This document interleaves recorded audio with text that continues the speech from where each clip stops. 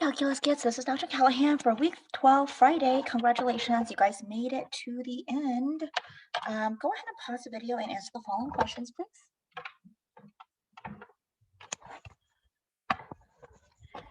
And while you guys are doing that, I am trying to find out where I put my pen because it is not here.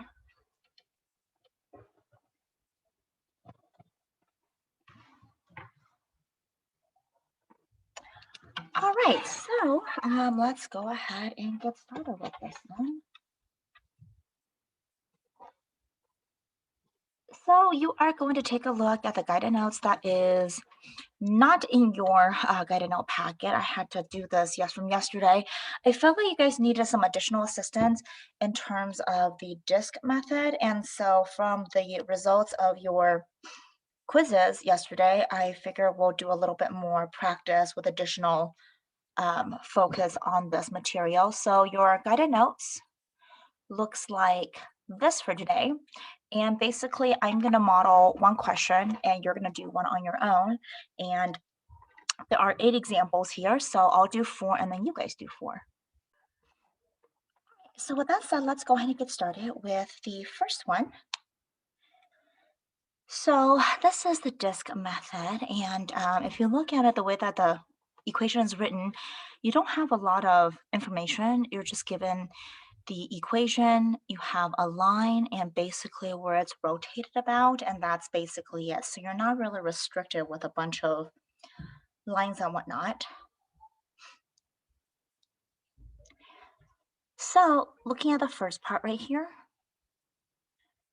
one is it's enclosed 2x cubed. So you know that shape looks something like this, going back for transformation from Algebra 1 and Algebra 2 honors. It's kind of like a S shaped, but kind of like a snake, I guess. And the horizontal line of y equals 8, which is a straight line like this, and the y-axis. So let me see. Let's go ahead and do the very first one. And I feel like we've done a lot where you have like a rectangular radius. So with this one, you have this line right here, and I like to color everything so that way I can see what I'm looking at. Y equals x cubed, and then y equals 8 is this line right over here. Oh, I should probably do a better job drawing that. And it is rotating about the y equals 8 line. So then your rectangle is rotating around here on this horizontal axis. And if it's this horizontal axis, your radius or your rectangle is going to be vertical.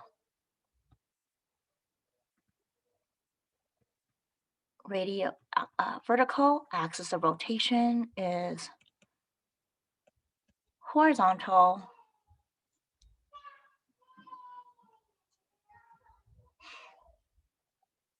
And let's see, how else do I want to proceed looking at this? And so if the axis of rotation is horizontal, then what this means is that you are solving for y in terms of dx. Your integral is going to be on the x1, x2 axis, and you're looking at this equation right there. All right, so then let's go ahead and find the r of x, which is the radius. Well, your r of x is going to be this piece right here, which is going to be top minus bottom.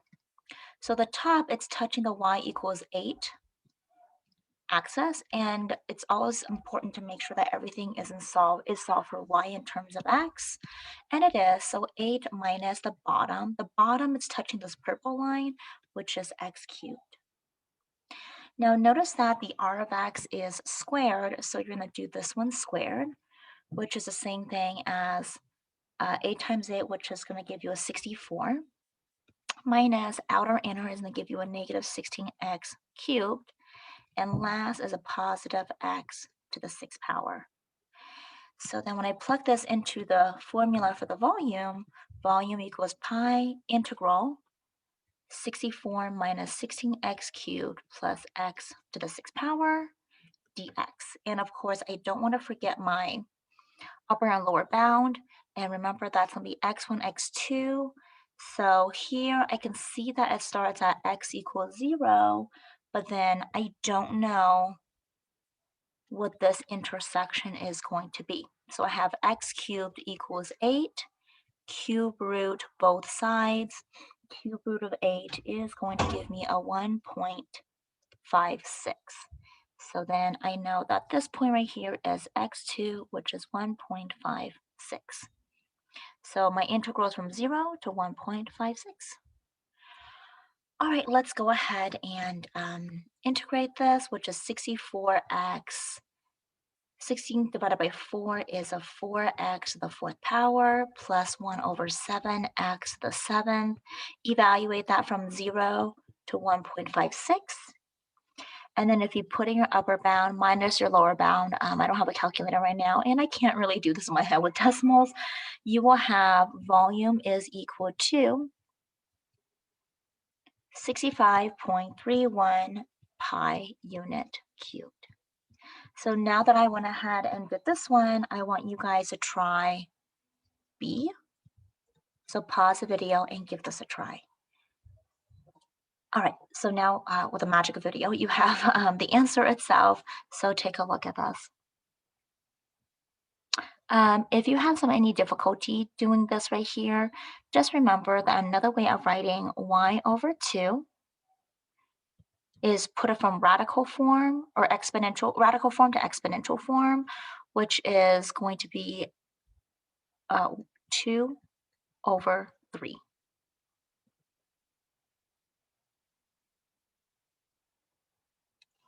And then integrate that. All right, let's take a look at number 2. For number 2, read the question and see how different it is to the way that it's written with the wording in comparison to the last one.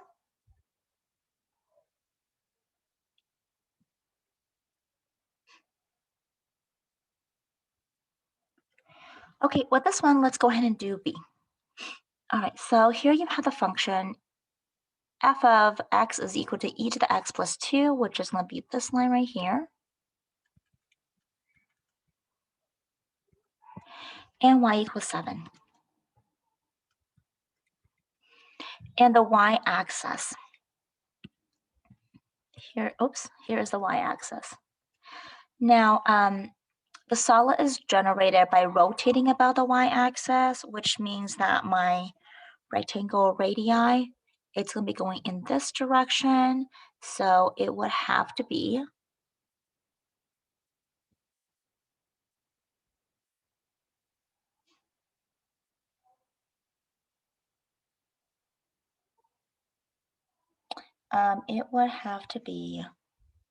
like this horizontally. There we go. And so looking at this part right here, because your axis of revolution is going to be vertical and your radius is going to be horizontal, you know that your equation is going to be solved for x in terms of dy, and your integral is going to be y1 to y2. All right, so then with that said, let's go ahead and solve for the x in terms of y. So looking at this here, I'm going to do y minus 2 equals e to the x. I'm going to do an ln on both sides. So I have ln y minus 2 equals ln e to the x.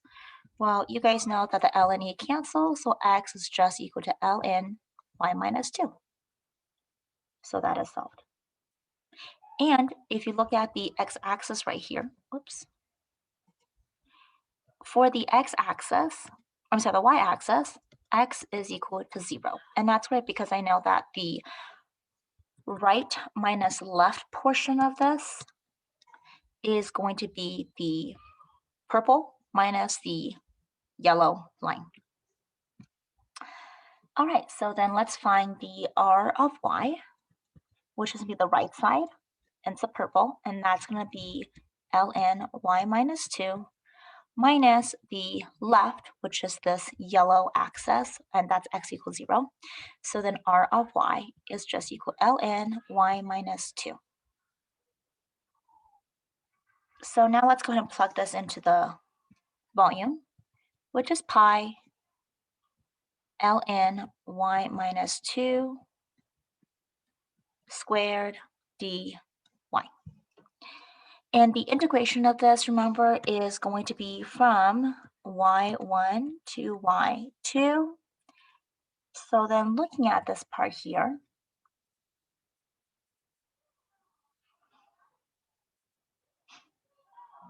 it looks like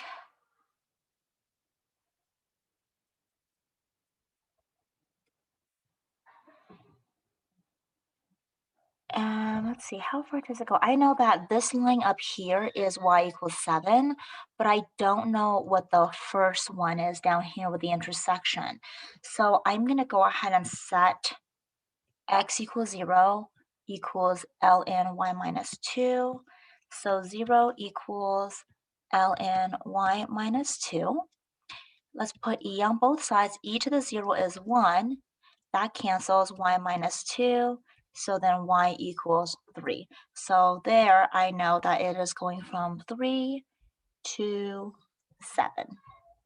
And once you integrate this, your volume is 4.856 pi unit cubed. And that is your answer. Okay, so I want you guys to go ahead and pick one, this one here, and go ahead and try that one on your own. And here is your answer. All right, let's go on to number 3. For number 3, I'm going to do the first one, and it says, let R, region R be the area enclosed by the function x cubed plus 2. So x cubed plus 2 is going to be this line right here. And it looks like it's starting at 3 right there. So y equals x cubed plus 2, that is being 3. And the horizontal line of y equals 2, so actually maybe that's not 3, that's 2. Oh no, I'm sorry, it is 2. Why did I put 3? It is 2, y equals 2. Duh, 2, 2. And the vertical line x equals 0.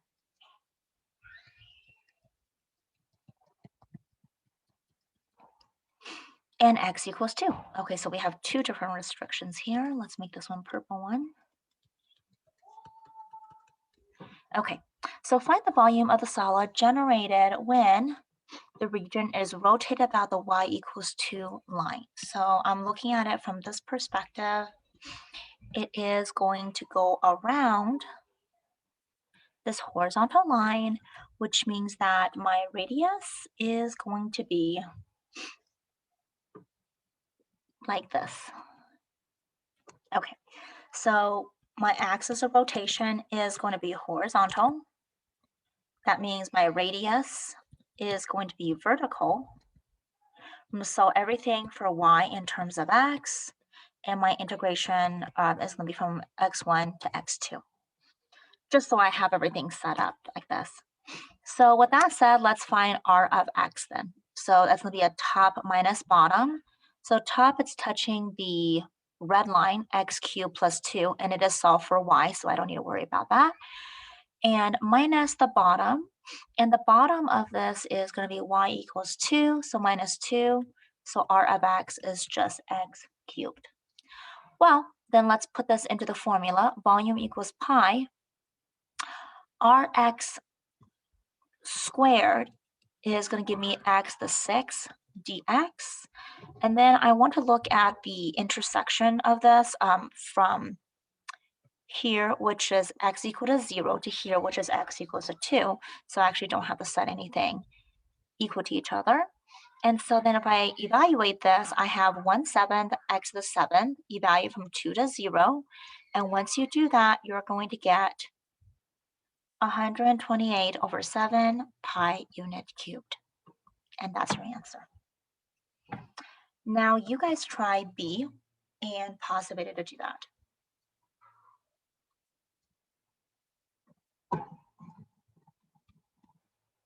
All right, And then take a look at your answer here on the right side.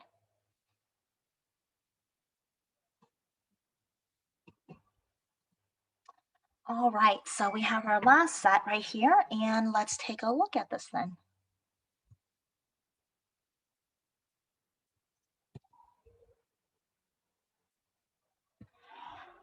Okay, so go ahead and read it.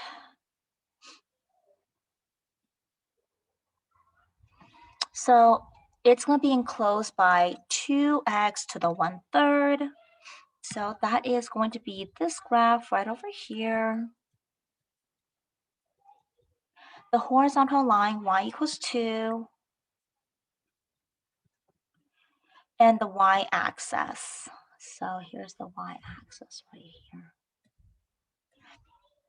So the y-axis, x equals 0, and it's rotating about the y-axis. So here's the y-axis, it's going around in this direction.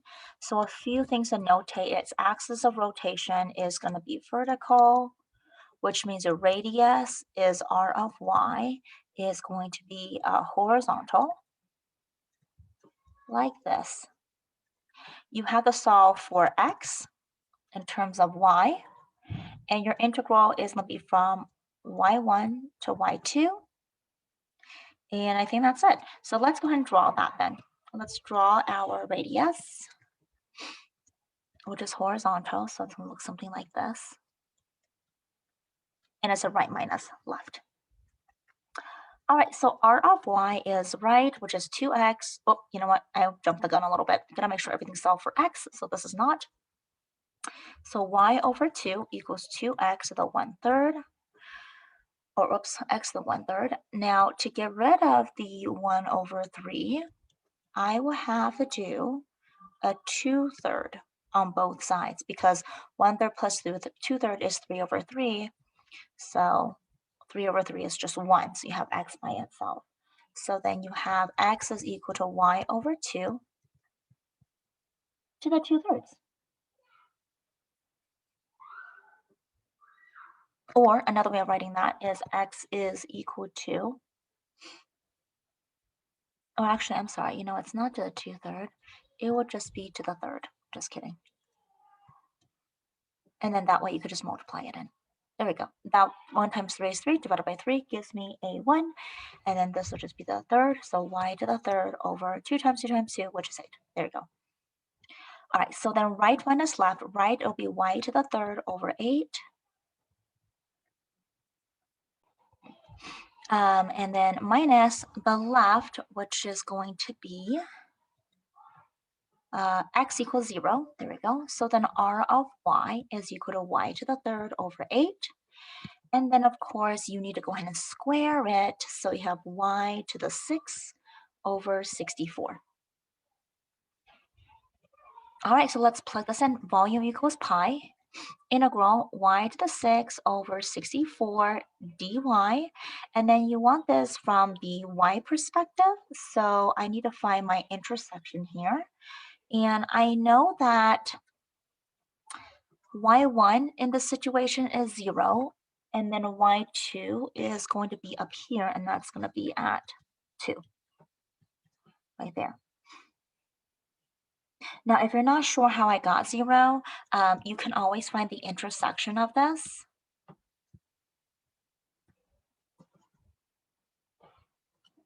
So the intersection of this is going to be at this point right here, okay? And you have x equals 0, x equals right here, y cubed over 8. So then solve for y times by 8, cube root it, y1 is 0. And that's how you got this one right here. This 2 right here, you have it from the diagram itself. All right, so let's integrate it. I can move the 64 pi over, okay? And then I'll have 1/7 y to the 7th, evaluate it from 0 to 2. And then when you go ahead and plug everything in, you are going to get, if I put my upper bound in, it'll be 2 to the 7th power, which I actually don't know what that is right now on the top of my head. But once you go ahead and calculate it out, you will have 2 over 7 pi unit cubed. And there you have it, you guys. So that is your 4 questions. Now I'm gonna have you guys go ahead and try this one on your own. So pause the video. Okay, and here is your answer.